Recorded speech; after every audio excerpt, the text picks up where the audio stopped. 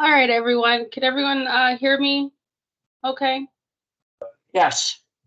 Okay, perfect. All right, so today I'm just going to go over the EC1 paperwork, and then we'll also go over just some of the basic functions and what you see here on this front screen, so that when you first log into Samsara, you know exactly what you're looking at. So this is what you'll see on your screen as soon as you log in. And each of these little boxes here, we'll call those tiles. This is where you'll be able to find the different things that you need to operate for the day. So of course, your hours of service, time logs are here. I don't need hours of service because I'm not a driver, but you'll be able to see any of your ELD requirements in there, your DVIRs that are to be completed before you start your trip for the day. So that's, going around the vehicle, making sure that the vehicle is in order. There's no dings that need to be reported. You have gas. Everything is working properly. Your doors are opening correctly. The wheelchair lifts, if you have them in your vehicle, are operating properly. All of that will be completed in your DVIRs. You can create your DVIR here from this screen. I'm pretty sure that everyone has had training on DVIRs with either Lisa or maybe Kelly or Sarah, but that's where you find them if you're not familiar with your DVIRs. You have your routes, and when you have your shift for the day, your route will show up in right here, and you'll be able to see your departure times and your arrival times from here. We'll go more into that when we do the EC1 paperwork. Also, you have your documents tile where you'll be able to find all of the driver paperwork. Now, you'll be able to see all of your driver paperwork that you have submitted in the past. You can see here where I've just been testing some things, but it shows my history of driver paperwork that I have submitted. And I can always go in and check that paperwork to make sure that it is correct. And you can also make edits so that if you by chance make a mistake, don't worry, you don't have to try to fix that mistake right at that moment. You can go back and edit those and resubmit. Now, also, you'll be able to look at your trip logs for the past 30 days. They'll all be populated here. Of course, I don't have any, but you'll be able to see that on your screen. And then also, you'll be able to select the vehicles that you're in. Now, this is important because, we need to make sure that you're in the right vehicle, and if there's anything that goes wrong with that vehicle, let's say for some reason you break down or you get a flat tire or anything like that, when you fill out any type of request to have that vehicle fixed or that there is an issue, it is tied to that vehicle, and we can make sure that the work orders go in correctly, and that we just have a really good record of everything that's going on with the vehicles so that we can operate nicely here at Golden. So I'm not going to select the vehicle because I don't want to mess anything up. But first, let's go into the route, the EC1 routes. So I'm going to select my route for today. And of course, I'm doing that after I finish my DVIR. And today I see I've been assigned this EC1 test routes right here. So I'm going to select my route, and then I can see where I'm starting. Now, all of your arrival times are on here. So let's say we'll go ahead and start at the EC1 lot. I'm going to select EC1 lot. And I'm here, so I would like to submit my first round of passenger counts in my documents. So I will select submit a new document. and then I'll choose my document. So for this one, we need to do the EC1. So I'll select that, and then I'll just work my way down. So I select the location. I'm at the EC1, and since I'm starting, we have boarding passengers. 2 people have gotten on. Since we're just starting, of course, no one should be leaving, so 0. Next, notes, you really don't need to add notes. Please do not add passenger count in notes because that can cause a problem when we're trying to count passengers and send that report back to U of M. So please, please, please don't add any notes unless there's something that happens. But again, that should be reported elsewhere. So really notes, you shouldn't have anything in here, but just keep that in mind. And then we're going to select done and submit that document. Now, once that has been submitted, I'm going to depart. And it's going to ask me, you know, is this what we want to do? I'm departing at 10:10 a.m. So yes, and we're going to submit that. Now it's saying that, all right, I'm here at my next stop. So I went back to my next stop and I can see my time. We're going to click on the Cancer Center, submit a new document for EC1. I'm here at the Cancer Center, and then I need to put in my passenger count. So here at the Cancer Center, we have 2 more people who have boarded, and no one has gotten off here.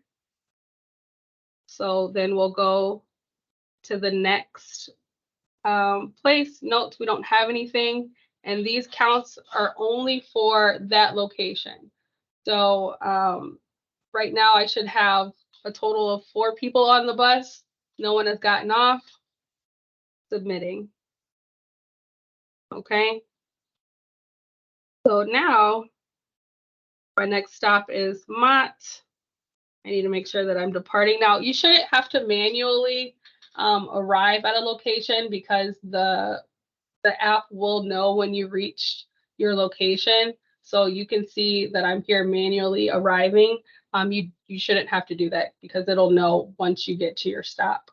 I believe you have to stay at your stop for at least 2 minutes for the system to register that you have arrived. So just make sure that you are stopping and then staying there for at least 2 minutes so that the system knows. 1 minute, honey. It's 1 minute to 1 minute. Yes. Okay. Yes. So it's 1 minute. So you have to make sure that you're there for that 60 seconds so that the app knows that you are in location. So I've departed, and then you just keep doing this for each stop. So I'm here. I need to submit a new document, EC1, location, select your location that you are at, how many people are getting on, so no one's getting on, and everyone has gotten off here. We don't need notes. Done, submit, and I'm gone. And then you just keep doing that. You press the back button so that you can see your next stop, so that you can see your route times there, so that you don't have to keep looking for it in that Ever Transit app. Okay. So I guess this is time for questions, and if anyone needs me to go over anything else. Let's before we open up for questions, which I would love to hear everybody's questions. Can you go back to the home screen, the tile screen, and let's work a scenario. So Golden Team, if for whatever reason you click on the route and there are no routes for you, that doesn't mean the forms don't need to get done. They still need to be completed. So if for whatever reason you click on the routes and there are no routes for you for that day, you would do documents, Erin, and you can take it from here. So if the routes aren't assigned to you, you go directly to documents. Mm-hmm. And then in documents, you'll be able to do the same thing. So create a new document, and then you would select whatever paperwork you need for that. So EC1, and it's the same thing. And you just go in, select, do your passenger count.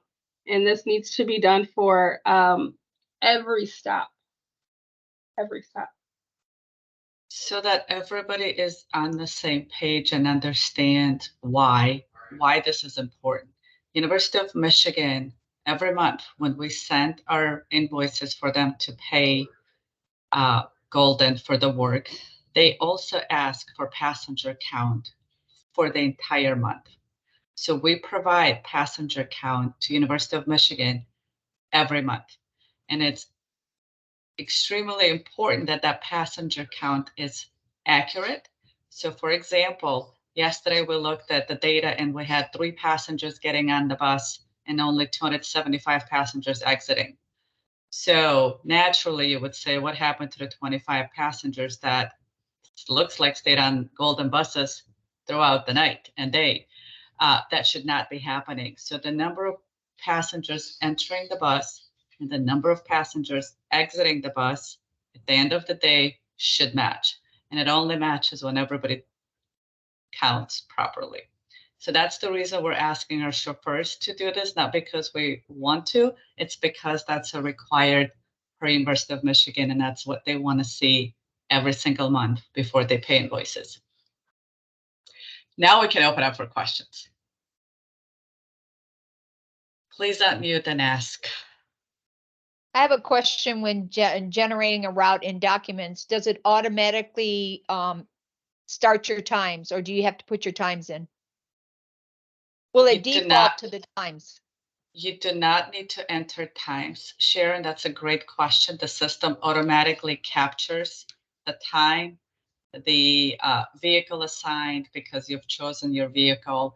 It'll capture the hour, the minutes, the seconds, how much fuel you had when you did all of that jazz. So all you have to do is at each stop,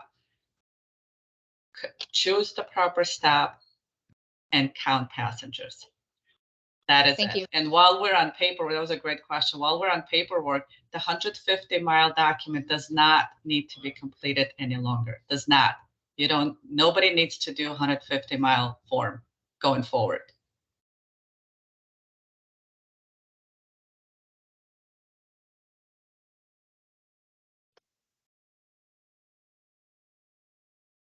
Any other questions? I have a question. Go ahead, Enrique.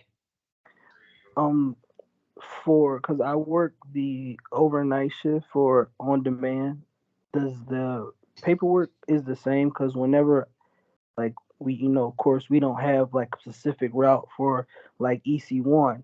So when they dispatch do send us a route, does that generate in the routes through Samsara, or do we just create the document ourselves? Enrique, what a great question. Thank you for that. So today, currently, there's not a route in Samsara for U of M on demand.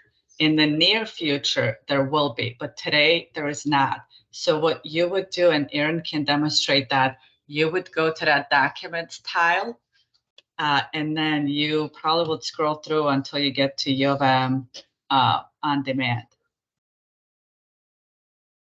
Yep.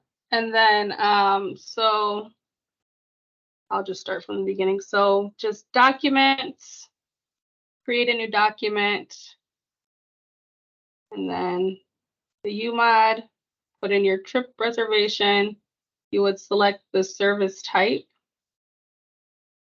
number of passengers, and then if you have any notes, like notes is on there twice, I'll get rid of one of those. But yeah, there's not much information that has to go into the on-demand. Just the reservation number and number of passengers and what you're driving. Does that answer your question? Yes. Thank you. Okay. You're welcome.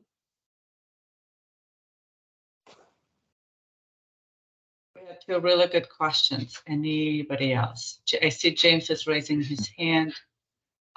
James, go ahead and unmute. It should be at the top of your screen. If you're on your phone, it would be at the bottom. Oh, there you are. Okay, go ahead, please. Yeah. I had a question about yesterday I was doing it like that, and it said that I skipped a route, and it turned my pages red when I did it, like one route. So the only way it'll say you're skipped, and that's, you don't need to worry about if you're not stopped for, I believe it's 60 seconds a minute. We'll have to double check the setting. It'll think that you never, you skipped it. Okay. So the important part is that it's that minute at each stop, and then the system registers that you were there. Otherwise, it'll think that you skipped the stop. Well, we know you stopped because you had to stop. Yeah. But the system wouldn't register unless you're there for 60 seconds. Okay. All right.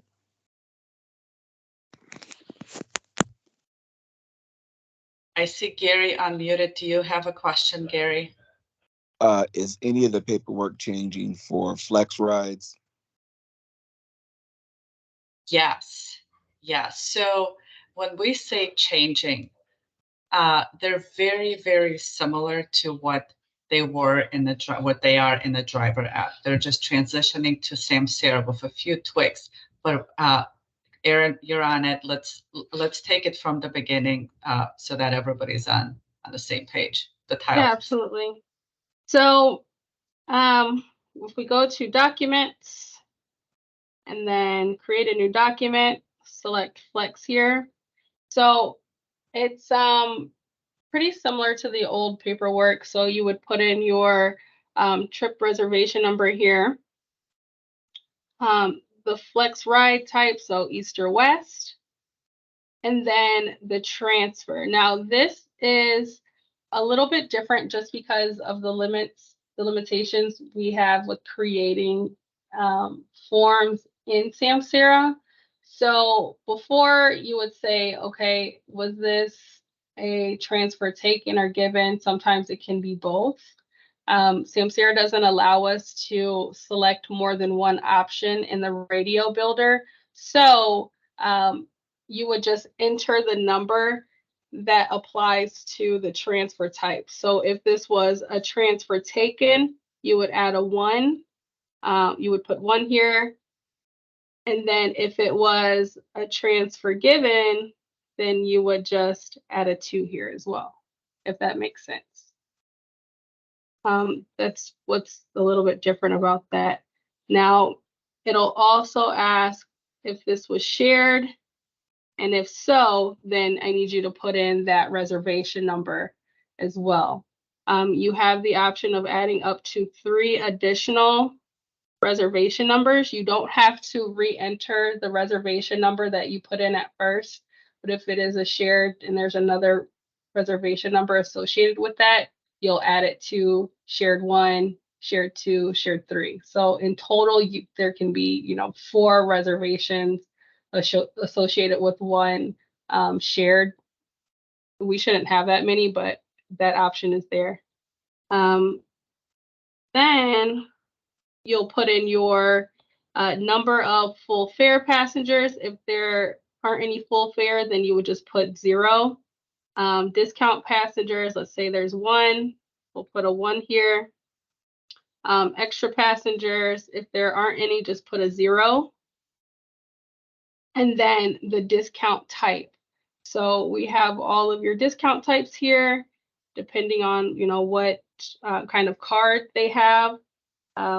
Let's say, I don't know, M card. So then you'll put in that card number, that discount card number here, and submit it. And then just like on the other paperwork, you'll say payment type, was it cash or credit? Say cash amount, 5. And then if they have more than one type of payment, or if there are multiple riders, you can, put this in there. If there's cash, credit, or if they didn't have a second payment type, we'll just put none and then go next. Your fare total. And then any notes, again, notes are not required. That's only if there's something important here that you think needs to be noted on this reservation. So let's say, I don't know, you had a passenger and they got sick or something, then just put that in your notes. But also there are other processes for this as well. So notes are not required, but if it's something that you just feel needs to be attached to that specific reservation, you can put them here. But no counts or anything like that need to go there because it is in here already for you. So you don't have to tally up the cash amount in the notes or anything like that. This will not allow you to submit a document if all of the required fields are not in here. So because I said that this was a shared reservation, I have to put in that other reservation number, and then it'll allow me to go in and move on to the next thing. So you don't have to click through either. So let's say, you know, I needed to do this shared and then I put in my information here. I don't need to click next to get to the end. You can just press the back button and then it'll take you to where you need to go so that you can submit in your documents here. Okay. So like I didn't put Flex right in there. And then I didn't put in my reservation number, my first one.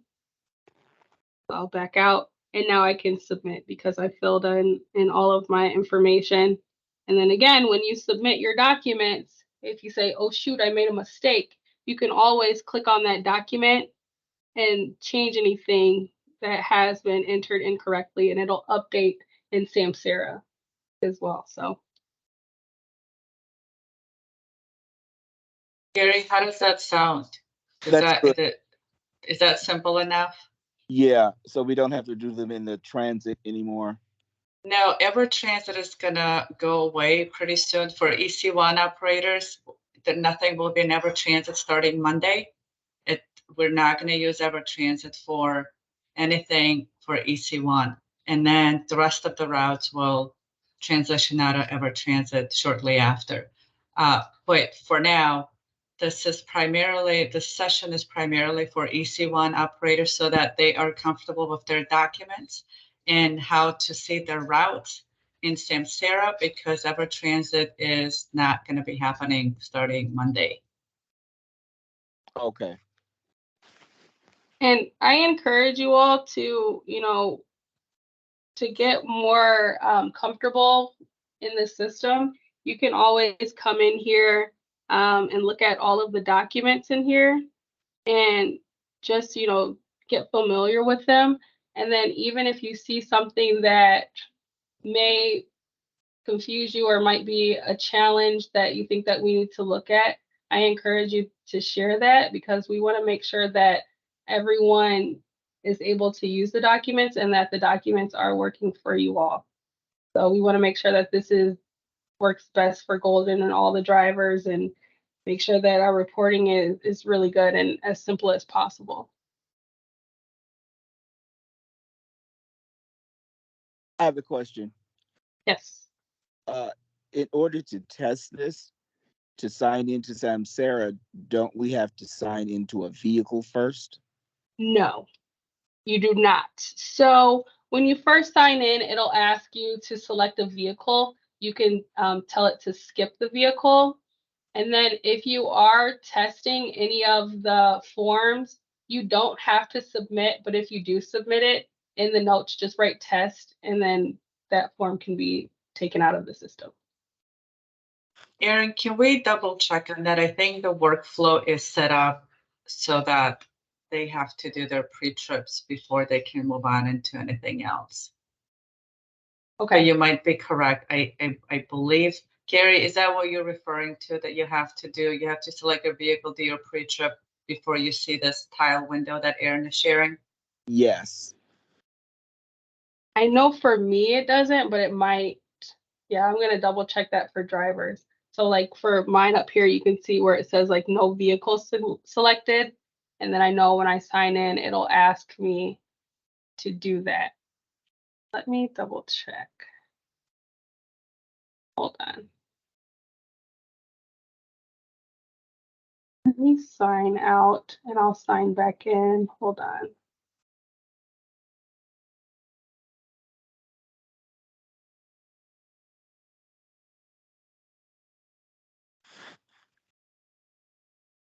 Hold on, I'm just signing out.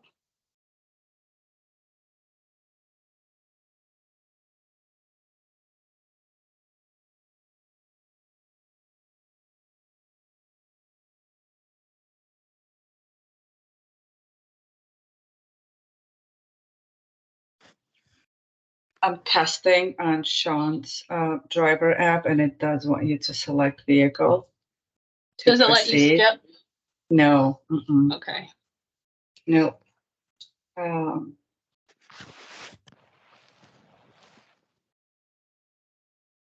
Sarah, I see you're on here. Can we say that because our trolley isn't used as often, we can use our 4002 vehicle as a test vehicle for our chauffeurs to look at the forms? Absolutely, and I usually use 129 for the same purpose. Oh, let's do 129. All right, there we go. That's even better. Thank you, Sarah. So just make sure you leave that vehicle after you test. Make sure you put in the notes that it's a test, and don't be hanging in that vehicle so that other chauffeurs can go in and test forms. But feel free to use 129 as your test vehicle to look at the forms.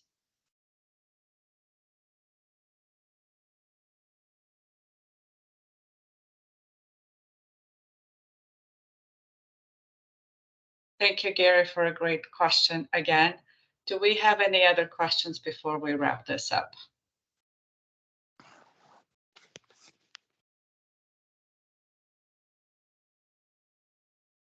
Okay, Erin, if you could share the recording in When I Work, that would be fantastic. And then everyone else, we'll see you at 3:30. Go ahead and test. If you have questions, reach out. And that's it. Thank you so much.